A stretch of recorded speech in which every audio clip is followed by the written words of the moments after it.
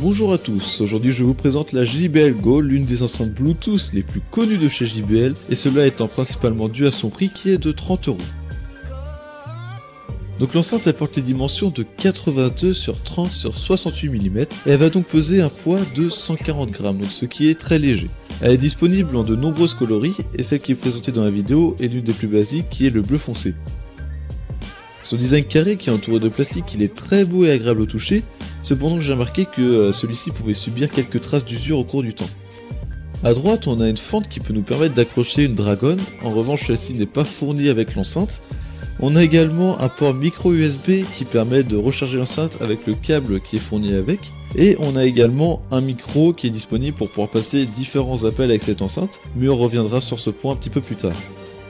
Donc à l'avant on a une plaque métallique de la couleur de l'enceinte que vous avez choisi avec le logo JBL marqué en blanc dessus, et donc à l'arrière nous avons une LED qui peut s'allumer en rouge ou en bleu et qui a pour but de communiquer des informations sur l'enceinte, comme par exemple sa batterie ou si celle-ci est en cours d'appairage avec un appareil.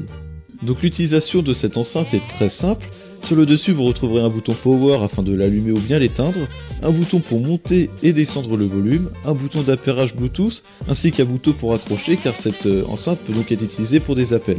On aurait cependant aimé la présence de boutons pour pouvoir passer une musique ou bien revenir en arrière, qui sont inexistants sur cette enceinte. Lors de la première utilisation, après avoir allumé l'enceinte, il vous suffit d'appuyer sur le bouton d'appairage présent sur le dessus et de vous connecter sur l'enceinte avec un téléphone ou un ordinateur.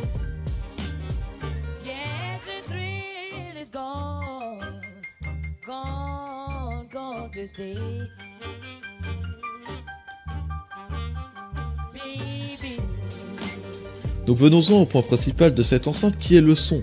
Après avoir écouté de nombreuses musiques et chansons, je remarque que les voix ressortent plutôt bien et sont assez propres.